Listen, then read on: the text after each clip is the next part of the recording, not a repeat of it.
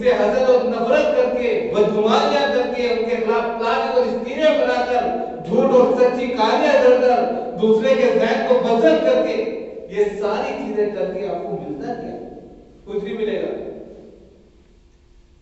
دنیا میں جس کے لیے جو چیز متعین ہے وہ تو عز من تشاء و تذل من تشاء، اللہ رب العزت جس کو عزت دینا چاہتے ہیں عزت دیں گے، اور جس کو ذلیل کرنا چاہیں گے ذلیل کریں گے۔ جس کو جتنی دنیا دینی ہے وہ دیں گے، جس کو نہیں دینی ہے اس کو آزمائش میں رکھیں گے۔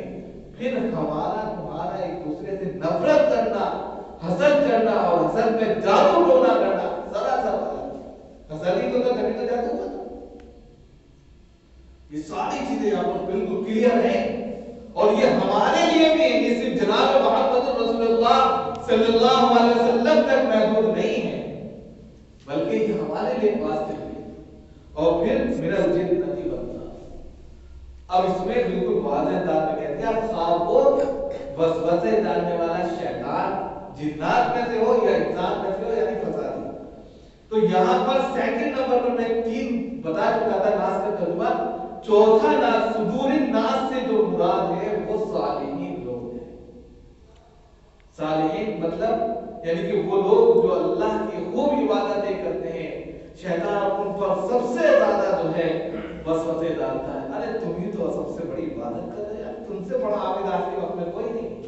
تم نے تو صبح سے لے کے شام تک قرآن کی تلاوت کر ڈالی، تم نے 4-6 جو ہے درس پڑھ ڈالے، تم نے جو ہے مولانا سے وقت رکھ لیا، اب ان سے بڑا کوئی جو ہے صوفی اور کلینڈر نہیں، ان سے بڑا صالحین کوئی نہیں، صالح کوئی شک نہیں، ناصح کوئی شک نہیں،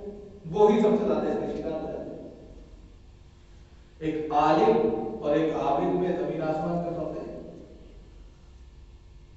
شیطان عالم سے اس طرح بھاگتا ہے جس طرح شہر سے دیکھ کے انسان بھاگتا ہے۔ 100 عابد ہو اور ایک عالم ہو برابر ہیں، عالم ہر چیز کو سمجھ سکتا ہے، عابد نہیں سمجھ سکتا۔ عابد تو ذرا سے اس میں جیسے نماز پڑھ رہا ہے تو دیکھنے لگا رہا، بس اسی اسٹائل میں بدل گیا، اسی میں مر گیا۔ شیطان نے صرف اتنا ہی ڈال دیا، آج بڑے اچھے سے نماز پڑھ رہے، صرف آپ نے یہی تذکرہ کر دیا، آج میں بہت اطمینان سے نماز پڑھ رہا تھا، کچھ آ گیا۔ یہی ساتھی ہے، انہی پر سب سے زیادہ بات کرتا ہے وہ، اور جو لاسٹ اسٹیج پر آ کر جو مسجدوں کا رخ کرتے ہیں، جو آج کے وقت میں ایک نیا فلسفہ چلا ہوا، پوری زندگی وہ جو ہے سروسز میں رہتے ہیں، سروس کرتے ہیں، 40 50 60 سال 65 سال تک آج کے وقت میں انسان سروس میں رہتا ہے۔ سروس کے بعد میں وہ جو ہے داڑھی رکھ لیتے ہیں، جھبا کر لیتے ہیں اور مسجدوں میں آ جاتے ہیں، اور پھر جتنی ساری پلاننگ انہوں نے وہاں کی ہوتی ہے، رچوال ہر چیز اس کو بلا کر مسجد میں آ کے وہ سارا کام کرتے ہیں۔ کسی بھی ایک مسجد کا نہیں، ایک پورا سماج کا میں بات کرتا ہوں۔ بہت افسوس کی بات ہے کہ وہ شکلن صالحین بن کر آتے ہیں، لیکن اندر ان کے اندر جو ہے غیر صالح عمل ہوتا ہے۔ یہی چیز یہاں پر بتلانی ہے کہ وہ بھی اس سے بچے ہوئے نہیں ہیں، اس لیے ان کے اوپر سب سے زیادہ شیطان وار کرتا ہے، ان کو بچنے کی سب سے زیادہ ضرورت ہے۔ اب منل جنتی والناس میں لاسٹ میں جو ناس کا لفظ ہے یہ فساد کے لیے ہے۔ یہاں پر 2 لفظ ہیں، شیطان جو ہے جنات میں سے بھی ہوتا ہے اور شیطان انسان میں سے بھی ہوتا ہے۔ شیطان جنات میں سے ایسا ہوتا ہے کہ وہ جو ہے ایک تو انسان کے ساتھ میں لگا ہوا ہے، وہ کچھوں کے ڈالتا ہے، اور ایک انسانی روپ میں شیطان کیسا ہوتا ہے؟ آپ ہیں، اور آپ کو جو ہے کسی سے بدگمانی ہے، کسی کا کوئی آپ کو اچھا نہیں لگتا یا کچھ ہے، اب تیسرے کے پاس گئے، ارے یار وہ اس طرح کرتے ہیں، یعنی کہ ان کے خلاف اتنا زیادہ زہر اگل دینا کہ فساد کا ماحول برپا ہوتا ہے، اس سے بڑا فسادی ہوتا ہے۔ اس لیے یہاں پر منل جنتی والناس میں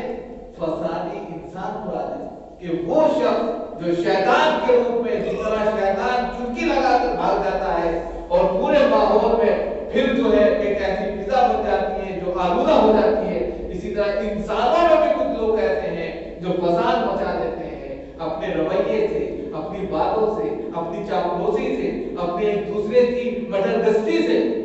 और नतीजा ये होता है कि पूरा माहौल फिर जो है ऐसा हो जाता है जो बिल्कुल पलीद होता है। तो बिल्कुल साफ वाला मैसेज है। अब यहां से ऊपर से लेके नीचे तक हर चीज से जब इंसान पनाह हासिल कर लेगा अल्लाह की, तो बताओ फिर अब उसके ऊपर किसका असर होगा? एक एक चीज क्लियर कर दी अल्लाह रब्बुल इज्जत ने कि हर एक चीज से अब आप पनाह हासिल कर ली, कोई नुकसान हो जाए। इसीलिए इसकी फजीलत में आता है कि अगर कोई शख्स है रात में सोते, वसल्लम के ताल्लुक से आता है कि वसल्लम चारों बुल पढ़ते थे, अपने हाथों पर दम करते थे और पूरे बदन पर जहां तक हाथ जाता था वहां तक फेर लिया करते थे, 3 मरतबा ये अमल करते थे वसल्लम, और हर चीज से महफूज थे। लिहाजा हम सब के ऊपर जिम्मेदारी है कि हम भी, क्योंकि हर तरह के लोग हैं, कैसी कैसी नजरों से हमें देखते हैं, क्या ख्याल करते हैं, क्या बदगुमानियां रखते हैं, उनसे बचने के लिए सबसे अच्छा फार्मूला ये है कि चारों कुल पढ़कर अपने ऊपर दब करके महफूज रहें। हर दुनियावी आफत से भी महफूज रहेंगे, आसेमी आफतों से भी महफूज रहेंगे, दुनिया की गलत निगाहों से महफूज रहेंगे, और अल्लाह की जब पनाह में रहेंगे हर एतबार से, हर जगह